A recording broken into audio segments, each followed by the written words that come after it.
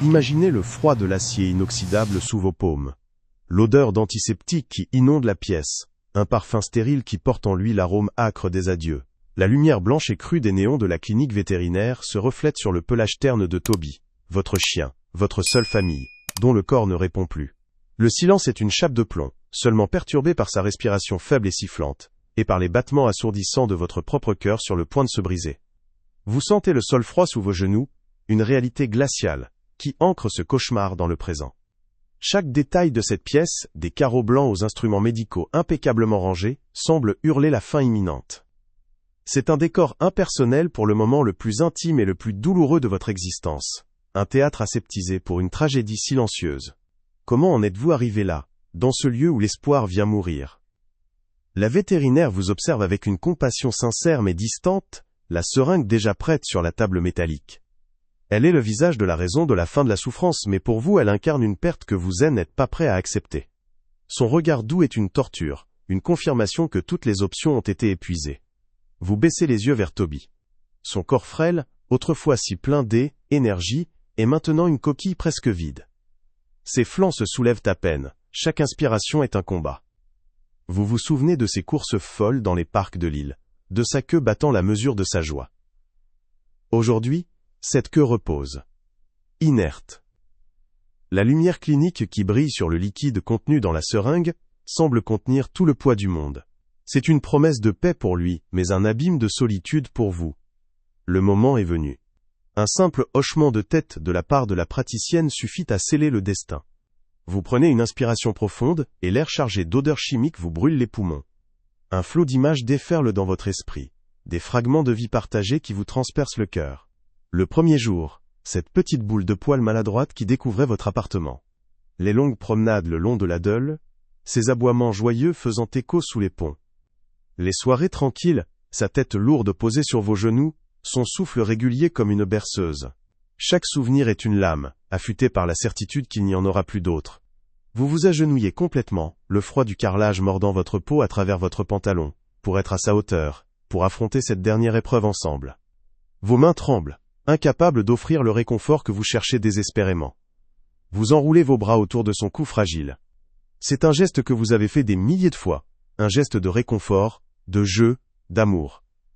Mais celui-ci est différent. Il est lourd, final, chargé de tout le poids d'un adieu. Vous enfouissez votre visage dans sa fourrure, vous imprégnant une dernière fois de son odeur familière, cette odeur de terre et de loyauté, qui a été votre refuge pendant tant d'années. Vous lui murmurez des mots d'amour, des promesses de ne jamais l'oublier, des remerciements pour chaque instant de bonheur. Vous sentez le battement faible et irrégulier de son cœur contre votre poitrine, un rythme qui s'y éteint lentement. Le monde extérieur s'efface, les sons s'estompent, il n'y a plus que vous deux, suspendus dans cette bulle de chagrin partagé, un dernier rempart contre le vide qui vous attend. C'est alors qu'il se produit quelque chose d'inattendu, un événement qui fait voler en éclats la résignation funeste du moment. Avec une force que vous ne lui soupçonniez plus, une dernière étincelle de vie défiant les ténèbres, Toby bouge. Il décolle sa tête lourde de la table en acier. Un effort monumental que vous ressentez dans chaque muscle de votre corps. Il se tourne vers vous, et, avec la dernière once de volonté qui lui reste, il répond à votre étreinte. Son museau vient se presser contre votre épaule, un point d'ancrage solide et délibéré au milieu de la tempête qui fait rage en vous. Ce n'est pas un spasme, pas un réflexe. C'est un acte conscient, un message d'amour pur qui se passe de mots. Dans son dernier souffle, c'est lui qui vous réconforte. Lui qui vous dit au revoir. Dans la pièce, le temps s'arrête. La vétérinaire, la main figée au-dessus de la seringue, laisse échapper un souffle coupé. L'assistante, près de la porte, porte une main à sa bouche, ses yeux emplis de larmes. L'air devient dense, presque irrespirable, chargé d'une émotion si puissante qu'elle en est palpable. Le contact de son souffle chaud et faible sur votre cou est une contradiction poignante avec le froid glacial de la pièce et de la situation. Le battement de son cœur, que vous sentez vibrer contre le vôtre, semble se synchroniser avec le chaos de vos propres pulsations. C'est une connexion ultime, un adieu qui se transforme en dialogue silencieux. Une seule question, suspendue dans le silence assourdissant, résonne dans votre esprit. Ce geste est-il le dernier sursaut d'une vie qui, est-ce, éteint? ou le signe qu'une autre bataille doit encore être menée. Vos mains, couvertes de graisse et de callosité, sont la preuve vivante que vous savez réparer ce qui est cassé. Des centaines de moteurs sont passés entre vos doigts experts, des mécanismes complexes que vous avez démontés et ramenés à la vie avec une patience infinie. Vous êtes Julien Lefebvre, le mécanicien de Lille à qui rien ne résiste, celui qui entend la musique secrète des bielles et des pistons. Mais ici, dans cette pièce baignée d'une lumière blanche et crue, votre savoir-faire ne vaut rien. Ces mêmes mains si habiles et si fortes sont devenues impuissantes, incapables de réparer le corps fragile de votre unique compagnon. Ce sentiment d'échec est une chaîne glacée qui vous enserre la poitrine, plus lourde que n'importe quel bloc moteur. L'odeur d'huile et de cambouis qui vous colle habituellement à la peau, ce parfum de labeur et de fierté, a été effacé par l'antiseptique, une fragrance stérile qui sent l'adieu et la défaite. Votre vie est rythmée par le vacarme du garage, un travail acharné du lever au coucher du soleil, pour un salaire qui ne vous permet que de survivre. Votre petit appartement, sous les toits de Lille, est un refuge modeste contre le monde, un lieu où la solitude était votre plus fidèle colocataire avant son arrivée. Chaque jour, vous vous battez contre les factures, contre l'usure des pièces et des corps, le vôtre y compris. L'argent est une montagne que vous gravissez sans jamais atteindre le sommet, un rappel constant de vos limites. C'est cette impuissance économique qui vous a mené ici, à cette décision déchirante. Vous n'aviez pas les moyens de tenter les traitements de la dernière chance, ces protocoles coûteux qui représentaient une lueur d'espoir inaccessible. Toby était votre seule richesse, la seule chose dans votre existence qui n'avait pas de prix. Et c'est précisément ce que vous ne pouvez plus vous permettre de sauver. Vous vous souvenez encore de ce jour de pluie où vous l'avez trouvé, une petite boule de poils tremblante, abandonnée dans un carton devant le garage. Vous aviez d'abord résisté, prétextant le manque de temps, d'argent, d'espace. Mais son regard, un appel muet et désespéré, avait fait voler en éclats toutes vos barrières. Il est devenu votre ancre dans la tempête de votre quotidien. Il était la joie qui vous accueillait le soir, la chaleur rassurante contre vos jambes, pendant que vous regardiez la télévision, le souffle régulier qui vous berçait la nuit. Il a comblé le silence assourdissant de votre appartement, transformant un simple toit en un véritable foyer. Le perdre, ce n'est pas simplement dire adieu à un animal. C'est voir les murs de votre refuge s'effondrer, c'est laisser le silence et le vide reprendre leurs droits sur votre existence. Votre plus grande vertu, cette loyauté sans faille que vous offrez sans compter, se retourne aujourd'hui contre vous comme une arme. C'est par loyauté envers lui que vous êtes ici, prête à endurer la pire des souffrances pour mettre fin à la sienne. Vous acceptez de vous briser en 1000 morceaux pour qu'il puisse enfin trouver la paix. Cet acte d'amour ultime a le goût amer de la trahison.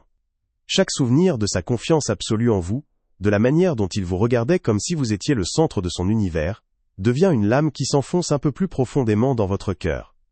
Vous vous sentez comme un monstre, un général menant son soldat le plus fidèle à une exécution inévitable, tout en lui murmurant des mots de réconfort.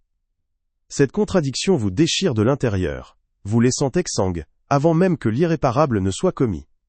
Ce qui est en jeu dans cette pièce aseptisée, c'est bien plus que la vie d'un chien. C'est votre propre équilibre, le fil ténu qui vous maintient debout dans un monde qui vous a rarement fait de cadeaux. Toby était la preuve tangible que la bonté et l'amour inconditionnel existaient.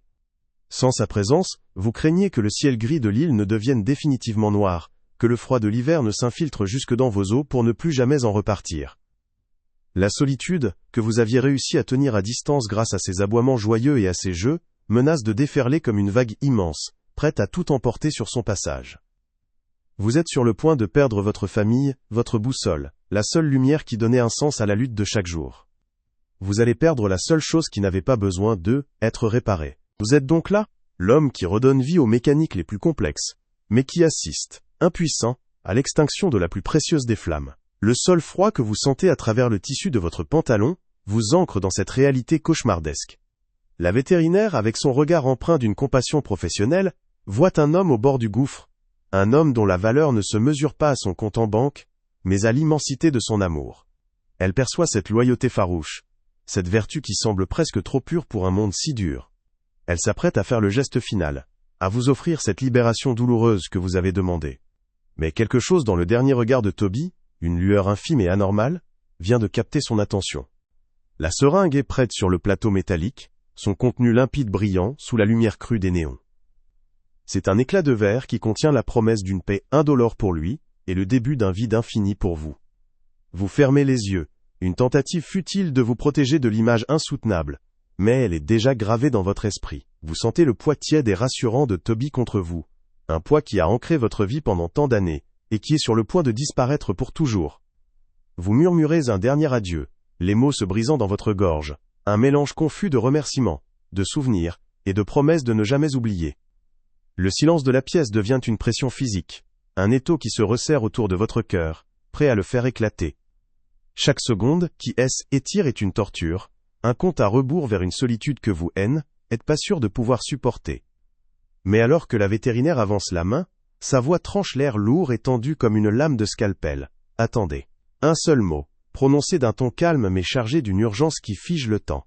Votre souffle se coince dans votre poitrine. Vous relevez la tête, vos yeux embués de larmes cherchant son regard. Elle ne vous regarde plus avec cette compassion résignée.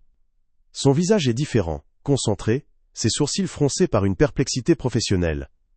La main qui tenait la seringue est suspendue en l'air. Un geste interrompu qui brise le protocole funeste. Le monde, qui quelques secondes auparavant se précipitait vers une fin inéluctable, vient de s'arrêter net sur ses fondations. Le silence qui s'installe n'est plus celui du recueillement, mais celui d'une question assourdissante et inattendue qui flotte désormais entre vous trois. Il y a quelque chose ici, dit-elle, plus pour elle-même que pour vous, dans son réflexe. Quelque chose qui ne correspond pas. Elle pose délicatement la seringue et se penche sur Toby, ses doigts experts palpant doucement sa patte inerte. Elle tapote un point précis, et vous voyez une contraction musculaire, infime, presque imperceptible, mais indéniable. Ce n'est pas le tableau clinique d'une phase terminale, murmure-t-elle, le regard fixé sur ce minuscule signe de vie, qui contredit tout le reste. Ce mouvement, cette réponse nerveuse, ne devrait pas être là. C'est comme une note de musique dissonante dans une partition funèbre, une erreur dans un code qui semblait pourtant si clair. La lumière blanche de la clinique, qui symbolisait la fin, devient soudain celle d'un laboratoire où une vérité inattendue est sur le point d'éclater. Un mot nouveau commence à se frayer un chemin à travers les décombres de votre chagrin, l'espoir.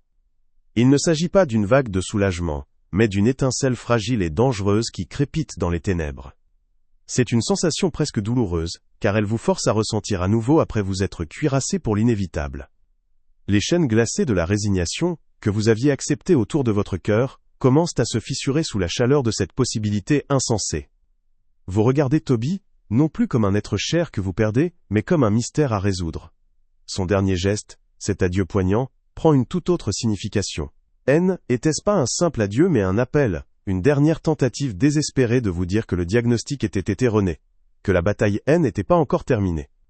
La vétérinaire se redresse, son expression a complètement changé, la pitié a laissé place à une concentration intense. Je dois faire d'autres tests, immédiatement, mais je pense que nous nous sommes trompés. Ce n'est pas une maladie dégénérative en phase terminale. Les symptômes correspondent à une pathologie neurologique rare, une compression nerveuse qui peut être traitée. Le mot traitable résonne dans la pièce comme un coup de tonnerre, chassant les ombres. Mais son regard s'assombrit légèrement, en ajoutant la suite. C'est une opération complexe, délicate. Et elle est très coûteuse. La montagne que vous pensiez avoir fini de gravir, celle du deuil, vient d'être remplacée par une autre, encore plus haute et plus escarpée, celle de la réalité financière.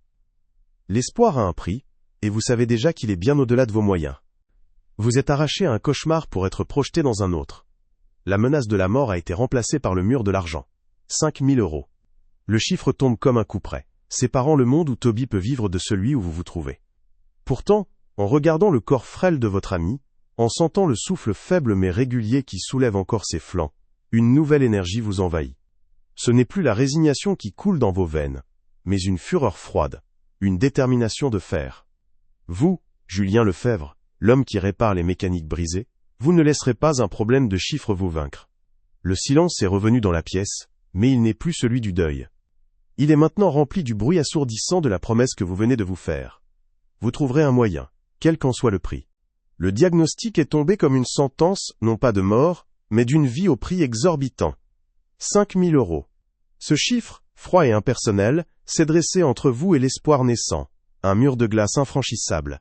Vous avez été arraché à la résignation du deuil pour être jeté dans l'arène glaciale de la réalité financière.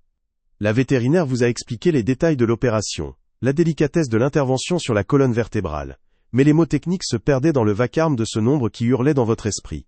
Le temps, qui était figé dans la salle d'examen, s'est remis à courir mais contre vous cette fois.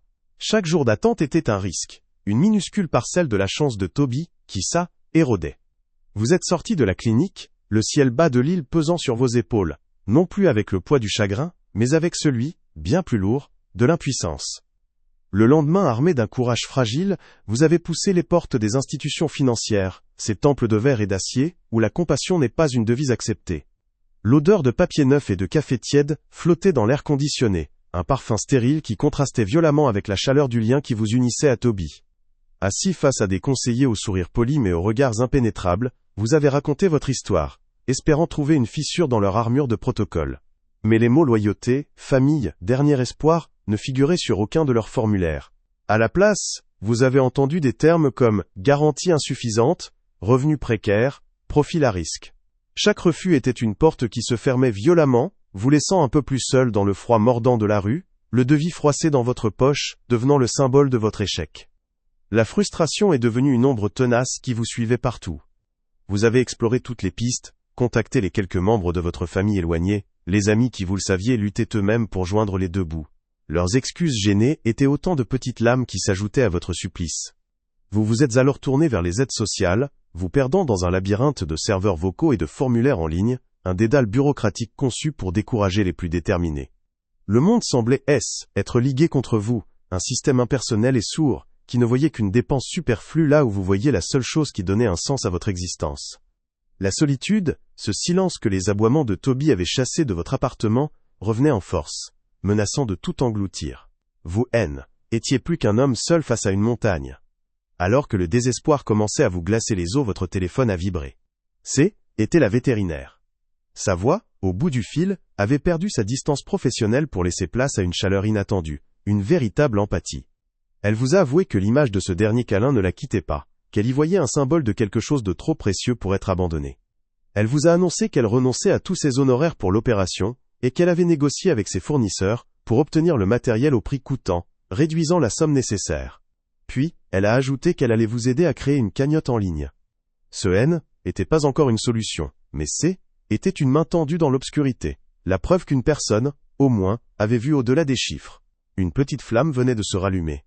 L'espoir, même fragile, est contagieux. Le lendemain, au garage, votre collègue Marc, un homme taiseux avec qui vous échangiez rarement plus que des banalités sur la météo, vous a glissé une enveloppe dans la main. À l'intérieur, un billet de 50 € et un mot griffonné. Pour le champion.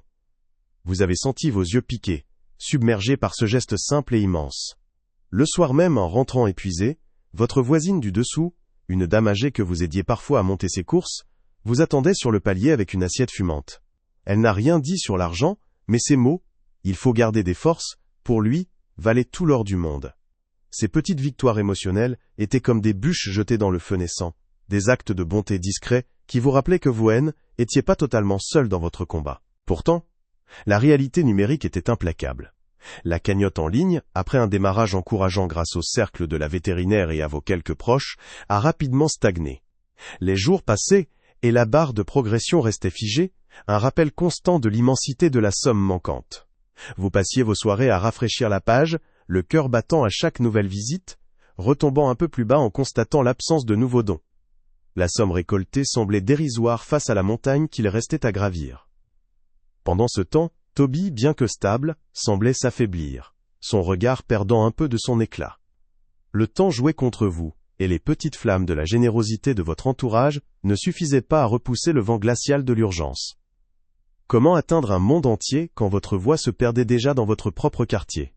Le désespoir est une chose froide, silencieuse. Il a la couleur de écran de votre téléphone tard dans la nuit, le bleu clinique de la page de la cagnotte qui refuse de bouger. Chaque rafraîchissement est une prière muette, chaque fois suivie par le même silence numérique. La barre de progression, figée à un quart de son objectif, est devenue un monument à votre impuissance. Les quelques flammes de générosité qui avaient réchauffé les premiers jours ne sont plus que des braises mourantes, menaçant de éteindre sous le souffle glacial du temps qui passe. Vous sentez le poids des heures s'accumuler, chaque seconde qui écoule est un grain de sable de plus dans le sablier de la vie de Toby. Le silence dans votre appartement est redevenu aussi lourd qu'avant son arrivée, mais il est maintenant teinté d'une angoisse nouvelle, celle de l'espoir qui étiole, vous laissant seul face à une montagne de chiffres impossibles à gravir. Pourtant, Au milieu de cette obscurité, une image refuse de vous quitter. Ce n'est pas celle de la seringue, ni celle du regard triste de la vétérinaire. C'est un détail que votre esprit, noyé dans le chagrin, avait à peine enregistré. Dans le reflet d'un des placards en métal de la salle d'examen, il y avait une autre présence. Une silhouette près de la porte, une personne attendant son tour, qui, Yen, était ni une assistante, ni un membre du personnel. Un simple inconnu, un visage anonyme dans la foule de vos angoisses. Vous vous souvenez maintenant de son regard, non pas curieux mais profondément ému, de ses yeux brillants de larmes qui, n'étaient pas les siennes. Cette personne n'a pas seulement vu votre douleur. Elle l'a ressentie. Elle a été le témoin silencieux de cet adieu qui n'en était pas un. Et dans sa main, il y avait un téléphone, non pas tenu par indifférence, mais comme pour capturer un instant sacré. Une vibration soudaine déchire le silence de la pièce. Ce n'est pas la notification d'un don, le son est différent. C'est un message, d'un numéro que vous ne connaissez pas. Juste un lien. Sans un mot d'explication. Le cœur battant, une méfiance instinctive luttant contre une curiosité morbide, vous ouvrez la page. L'image qui s'affiche vous frappe comme un coup de poing. C'est vous. C'est Toby. C'est Lou, étreinte. La vidéo est brute, légèrement tremblante, le son est étouffé, capturant uniquement vos murmures brisés et sa respiration faible. C'est un vol, une intrusion dans le moment le plus intime de votre existence, et pourtant, en la regardant, vous ne ressentez pas de colère. Vous voyez ce que l'inconnu a vu, non pas un homme brisé, mais une incarnation de l'amour pur, une loyauté si farouche qu'elle défiait la mort elle-même. La caméra a capturé la vérité de votre âme. Sous la vidéo, une simple phrase, écrite en lettres blanches sur fond noir, « J'ai vu un amour qui refusait de dire adieu ». Ces quelques mots agissent comme une étincelle sur une traînée de poudre. En quelques minutes, la vidéo est partagée des dizaines de fois, puis des centaines, puis des milliers. Elle se propage à travers les réseaux sociaux comme un feu de forêt, une vague de chaleur traversant la froideur des écrans pour toucher les gens au plus profond de leur cœur. Votre loyauté, cette vertu silencieuse qui vous définissait, devient un phare visible par tous. Les commentaires affluent, des messages de soutien, des histoires personnelles, des gens qui reconnaissent dans votre étreinte un écho de leurs propres amours, de leurs propres pertes. Vous, Donnen, êtes plus Julien Lefebvre, le mécanicien de l'île. Vous êtes devenu le visage d'une dévotion que le monde avait désespérément besoin de voir. Le son des notifications de dons commence alors, d'abord un goutte à goutte, puis une pluie battante, et enfin un torrent inarrêtable. Votre téléphone vibre sans discontinuer sur la table, chaque son est une pulsation de vie, un battement de cœur collectif qui répond à celui de Toby. Vous retournez sur la page de la cagnotte, et la barre de progression, autrefois immobile, file à une vitesse vertigineuse. C'est une marée humaine, une armée d'inconnus qui démolit la montagne financière qui se dressait devant vous. 50 €, 20, 10, 5. Chaque don, petit ou grand, est une brique de plus dans le mur de l'espoir qui se construit autour de vous. La somme grimpe, dépasse les 2000, les 3000, les 4000, dans un flou irréel. Le monde que vous pensiez froid et indifférent vous montre un visage que vous n'auriez jamais cru possible. En moins d'une heure, le chiffre affiché à écran dépasse les 5000 €. Il continue de monter, comme si la vague de compassion refusait de s'arrêter. Vous fixez l'écran, les larmes brouillant votre vue, mais ce ne sont plus des larmes de chagrin. C'est un mélange de gratitude, de choc et d'un vertige immense. L'argent est là. Le chemin est libre. La porte qui semblait scellée à jamais vient d'esmonner, être défoncée par la force de milliers de cœurs. Vous prenez votre téléphone, les doigts tremblants, pour appeler la clinique. La bataille contre l'argent est gagnée, mais vous savez, au fond de vous, que la plus terrifiante vient seulement de commencer. L'espoir né de l'amour d'une foule d'inconnus serait-il suffisant pour guider la main qui tenait maintenant la vie de votre ami entre ses doigts? L'air tiède du parc de la citadelle caresse votre visage, un souffle de vie qui contraste si violemment avec l'atmosphère stérile et glaciale de la clinique. Vous êtes assis sur un banc, les mains posées à plat sur vos genoux, ces mêmes mains qui tremblaient de chagrin, et qui sont maintenant moites d'une anxiété presque insupportable. Le soleil, généreux pour un après-midi lillois, dessine de longues ombres sur l'herbe d'un vert éclatant, une couleur que vous n'aviez plus remarquée depuis des semaines. Chaque rire d'enfant qui vous parvient, chaque couple qui se promène, est une note dans une symphonie du quotidien, à laquelle vous vous sentez étranger. Votre cœur bat un rythme lourd et puissant contre vos côtes, non plus sous le poids du deuil, mais sous celui d'une attente qui contient tout l'univers. Vous fixez l'entrée du parc, un point à l'horizon où votre avenir tout entier est sur le point de se décider. Et puis, vous le voyez. D'abord une silhouette indistincte. Un point mouvant, qui se détache de la lumière du soleil couchant. Votre souffle se bloque dans votre poitrine. Ce n'est pas la démarche lente et douloureuse que vous aviez mémorisée. Cette traînée de pattes qui témoignait de sa souffrance. C'est une course. Une course pure, libre, explosive. Les oreilles flottent au vent. La queue est dressée non plus comme un poids mort, mais comme un étendard de pure victoire, battant l'air avec une frénésie joyeuse. Il ne court pas. Il vole au-dessus de l'herbe, une flèche de bonheur et de vie décochée directement vers votre cœur. Chaque foulée est un défi lancé à la mort, chaque bond est une note dans l'hymne de sa résurrection. Le doute évapore, balayé par la certitude fulgurante que le miracle que vous n'osiez plus espérer est en train de se produire, là, sous vos yeux. Une vague vous submerge, si puissante qu'elle vous arrache un sanglot rauque et vous met debout d'un seul coup. Les larmes qui jaillissent de vos yeux ne sont plus les torrents amers de la perte, mais une source chaude et libératrice qui lave les dernières traces de désespoir. C'est comme si des chaînes de glace, enroulées autour de votre poitrine depuis des semaines, venaient de voler en éclats sous la chaleur de cette vision. Le monde, qui était devenu gris et terne, explose soudain en couleurs vives. Le vert de l'herbe, le bleu du ciel, l'or du soleil, tout vous frappe avec une intensité nouvelle. Vous ouvrez les bras, un geste instinctif, une invitation à combler le vide qui vous a hanté. Il n'est plus qu'à quelques mètres, et vous entendez pour la première fois le son de ces aboiements, clairs, forts, une musique que vous pensiez ne plus jamais entendre. L'impact vous fait basculer en arrière, et vous vous laissez tomber sur l'herbe douce, riant, et pleurant à la fois. Le monde se réduit à une tornade de fourrure, de langue humide passant sur votre visage, et de jappements excités qui résonnent directement contre votre oreille. C'est la même étreinte que dans la clinique, le même poids contre votre corps, mais elle est l'exact opposé de la première. Ce n'est plus un adieu lourd et silencieux, mais une salutation chaotique et bruyante à la vie. Vous enfouissez votre visage dans son cou, mais cette fois, vous ne respirez pas l'odeur de la maladie et de la peur, mais celle du soleil, de l'herbe fraîche et du shampoing. Vous le serrez contre vous, sentant les muscles puissants onduler sous sa peau, le battement de son cœur, fort et régulier, une promesse tenue contre le vôtre. Vous restez ainsi un long moment, enlacé sur l'herbe, indifférent aux regards amusés des passants. Le temps semble être arrêté, pour vous laisser savourer chaque seconde de cette réunion. Vous passez vos mains sur son dos, sentant la fine ligne de la cicatrice chirurgicale cachée sous son pelage, la preuve tangible de la bataille que vous avez menée et gagnée ensemble. C'est un sceau, une marque qui raconte l'histoire d'un amour qui a refusé de se rendre, d'une communauté d'inconnus qui a démoli une montagne de chiffres, et d'un dernier câlin qui s'est transformé en un nouveau départ. Le soleil commence à décliner, baignant la scène d'une lumière dorée et douce, comme si l'univers lui-même s'arrêtait pour bénir ce moment. La paix s'installe en vous, une plénitude que vous n'aviez jamais ressentie auparavant, la certitude que vous, êtes plus seul. Alors que vous restez là, baigné par la lumière et le bonheur, votre main glisse machinalement dans votre poche, et en ressort votre téléphone. Écran s'allume, affichant non pas la vidéo qui a tout changé, mais le solde final de la cagnotte. Le chiffre est là, bien au-delà de ce qui était nécessaire, une somme presque vertigineuse qui brille sous le soleil.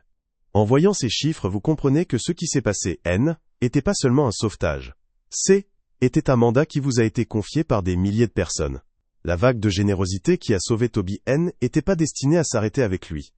Une question silencieuse commence à se former dans votre esprit, aussi vaste que le ciel au-dessus de vous. Que faire de tout cet espoir qui vous a été donné? Vous, êtes plus le même homme. Le Julien Lefebvre qui se battait en silence contre les factures et la solitude, cet homme-là est resté sur le sol froid de la clinique vétérinaire. Celui qui est revenu à la vie, aux côtés de Toby, est différent.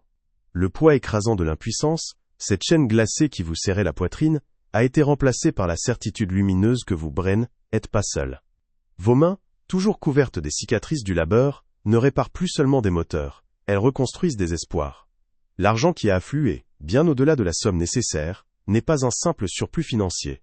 Vous le regardez comme une graine, une promesse confiée par des milliers d'inconnus. Cet argent n'est pas à vous, il appartient à Vasataviel, élan de compassion qui a tout changé. Toby, dormant à vos pieds, n'est plus seulement votre compagnon, il est le symbole vivant d'un miracle que vous avez maintenant le devoir de partager. Vous avez donc créé une association, une évidence, qui s'est imposée à vous, avec la force d'un moteur qui démarre au quart de tour. Vous l'avez appelé étreinte de Toby, un nom qui porte en lui tout le poids de l'adieu, et toute la légèreté du recommencement. Le soir, après les journées passées sous les voitures, le garage se transforme. L'odeur d'huile et de métal se mêle désormais à celle du café chaud et du papier des dossiers que vous remplissez avec une application méticuleuse. La vétérinaire, Marc, votre collègue, votre voisine, tous ceux qui ont posé une pierre sur votre chemin, sont devenus les premiers membres du conseil. Ce N était plus votre combat solitaire contre une montagne, mais la première expédition d'une cordée solidaire, prête à affronter d'autres sommets pour ceux qui se croient déjà vaincus par l'altitude des factures. La première vie que vous avez sauvée, N, n'était pas celle d'un animal, mais celle d'une jeune étudiante lilloise, le visage ravagé par les larmes, son chat entre la vie et la mort. Vous avez reconnu dans son regard la même panique, le même abîme de désespoir que vous aviez traversé. Vous avez écouté son histoire, une rengaine familière de fins de mois difficiles et de choix impossibles. Mais cette fois, la fin était différente. Quelques heures plus tard, un simple virement bancaire, un appel pour lui annoncer la nouvelle, et le son de son soulagement au téléphone, a été pour vous plus gratifiant que le ronronnement du plus parfait des moteurs. Vous avez compris à cet instant que la vague qui avait sauvé Toby Nossin n'était pas retirée. Elle vous avait simplement choisi pour devenir son courant, capable de contourner les obstacles pour atteindre d'autres rivages. L'impact de votre histoire a dépassé les murs de votre quartier, se propageant comme une onde de chaleur bienveillante. La clinique vétérinaire est devenue un lieu de pèlerinage, un symbole d'empathie, où les gens viennent déposer non seulement des dons, mais aussi des mots de remerciement. Votre vidéo, cette étreinte filmée à votre insu, n'est plus un simple phénomène viral. Elle est devenue une icône, un emblème de la loyauté, qui refuse de céder face à l'inéluctable. Des initiatives similaires, inspirées par elle, étreinte de Toby, ont commencé à fleurir dans d'autres villes de France, créant un véritable réseau de solidarité. Un simple geste d'amour, capturé dans la lumière crue d'une salle d'examen, est devenu le phare qui guide désormais une flotte de sauveteurs anonymes, prouvant que la compassion est une force tangible et puissante. Vous avez changé. L'homme taiseux qui fuyait le regard des autres est devenu un porte-parole. Vous parlez aux journalistes, vous organisez des collectes de fonds. Vous racontez votre histoire avec une simplicité désarmante qui touche les cœurs. Vos mains calleuses, habituées au contact rugueux du métal, serrent maintenant celles de inconnus reconnaissants, signes d'échec, qui représentent des secondes chances, et caressent des animaux qui, sans vous, n'auraient pas survécu. La solitude, ce silence assourdissant qui habitait votre petit appartement sous les toits, a été comblé par le bruit de la vie, des appels, des réunions, des projets. Le feu qui menaçait de vous consumer de l'intérieur s'est transformé en une forge, où vous façonnez chaque jour un avenir plus solidaire, entouré d'une famille bien plus grande que vous n'auriez jamais osé l'imaginer. Assis sur ce même banc du parc de la Citadelle, vous regardez Toby courir, une flèche de joie pure sous le soleil couchant. Vous comprenez que la véritable opération n'a pas eu lieu sur sa colonne vertébrale, mais sur votre propre foi en l'humanité. Cette étreinte finale N n'était pas un point final, mais le premier mot d'un nouveau chapitre, non seulement pour vous, mais pour tous ceux que votre histoire a touchés. Le miracle N n'était pas l'argent, mais la connexion qu'il a révélée, ce fil invisible de compassion qui nous relie tous. La lumière dorée qui baigne la scène N éclaire plus seulement une réunion, mais une mission. Vous N êtes plus l'homme qui répare les choses cassées. Vous êtes devenu le gardien d'une promesse, celle que personne ne devrait jamais avoir à affronter seul le froid d'un adieu. Regarde-le courir. Regarde cette tache de bonheur pur qui fend l'air doré du parc, cette énergie qui semblait à jamais perdue. Chaque bond qu'il fait sur l'herbe tendre est une réponse à la question qui te hantait dans le silence glacial de la clinique. Ce N n'était pas le dernier battement. C était le premier d'une nouvelle vie, pour lui comme pour toi. Assis sur ce banc, tu sens la chaleur du bois sous tes paumes, un contact organique si différent du froid de l'acier qui fut ton dernier souvenir de désespoir. Le soleil sur ta peau n'est plus seulement une lumière, c'est une caresse, une absolution. Tu n'es plus l'homme qui se battait seul dans l'ombre d'un garage, accablé par le poids d'un monde indifférent. Tu es devenu le gardien d'une flamme, celle que des milliers d'inconnus ont allumée avec toi, pour toi, et qui maintenant éclaire le chemin. Ce qui s'est passé dépasse de loin l'histoire d'un sauvetage. La vague d'argent qui a déferlé N n'était pas de la charité, C était un acte de foi collectif. C était la reconnaissance, dans ton étreinte désespérée, d'une vérité universelle. L'amour, dans sa forme la plus pure, est une force qui refuse de se soumettre aux chiffres et aux diagnostics. Chaque euro donné était un vote, une voix S, élevant pour dire que la loyauté a plus de valeur que le métal, que la compassion est un investissement plus sûr que n'importe quelle action en bourse. Le silence qui hantait ton appartement n'a pas seulement été remplacé par les aboiements joyeux de Toby. Il a été comblé par le murmure bienveillant d'une humanité que tu ne soupçonnais pas, une famille immense et anonyme, qui t'a rappelé que nous sommes tous reliés par ces fils invisibles du cœur. Nous avons tous, un jour ou l'autre, notre propre table d'examen. Un moment où la vie nous place sous une lumière crue, où nos espoirs sont pesés, mesurés, et souvent jugés insuffisants. Ce sont ces instants où le monde semble se réduire à une série de portes fermées et de bilans négatifs. Des moments où la solitude devient une chaîne si lourde qu'elle nous cloue au sol. Ton histoire nous rappelle qu'au-delà de cette réalité froide, il en existe une autre, plus puissante et plus vraie. Elle nous enseigne que même dans la pièce la plus stérile, dans le silence le plus assourdissant, un geste d'amour peut devenir une déflagration. Il suffit parfois d'un seul témoin, d'un seul cœur qui choisit de voir non pas la défaite, mais la beauté d'un combat mené jusqu'au bout. Cette compassion est le moteur le plus fiable de notre monde. Elle ne tombe jamais en panne, ne nécessite aucune pièce de rechange, et sa puissance est infinie. C'est elle qui a transformé un moment d'adieu intime en un symbole planétaire, prouvant que la gentillesse est contagieuse et que l'espoir peut devenir viral. Elle, étreinte de Toby N, était pas qu'un geste. Était un message envoyé à travers le fracas et la froideur de nos vies quotidiennes. Un rappel que la plus grande force ne réside pas dans notre capacité à endurer seuls nos épreuves, mais dans notre courage, à nous tendre la main les uns aux autres, à former une chaîne de solidarité capable de soulever des montagnes et de défier les destins qui semblaient déjà scellés. C'est la véritable mécanique du cœur humain. Et toi, qui regardes cette histoire, ne vois pas seulement un homme et son chien. Vois un miroir. Vois la preuve que ta propre capacité à aimer, à ressentir, à émouvoir pour le sort d'un inconnu, est une force capable de changer le monde, une étincelle à la fois. Ton clic, ton partage, ton don, ta parole de réconfort, tout cela fait partie de la même vague qui a sauvé Toby. Cette histoire n'est pas la sienne, elle est la nôtre. Elle nous interroge sur ce que nous choisissons de valoriser, sur les batailles que nous décidons de mener. Elle nous rappelle que derrière chaque écran, chaque porte, se trouve quelqu'un qui affronte sa propre pièce froide, et qui attend peut-être, sans même le savoir, qu'un témoin silencieux transforme son combat solitaire en une victoire collective. Alors, la prochaine fois que tu te sentiras impuissant face à l'injustice ou à la froideur du système, souviens-toi de cette étreinte. Souviens-toi qu'un seul geste peut allumer un feu de forêt. Cherche autour de toi ceux qui ont besoin d'une main sur épaule, soutiens les associations locales, deviens à ton tour le maillon d'une chaîne de compassion. Ne laisse personne te convaincre que ton empathie est une faiblesse ou que tes efforts sont vains, car ce que cette histoire nous crie, c'est que le plus grand des miracles ne consiste pas toujours à empêcher une fin tragique. Parfois, il réside dans notre capacité à nous unir pour offrir à quelqu'un la chance d'écrire un tout nouveau commencement. Et ce pouvoir, tu le détiens aussi.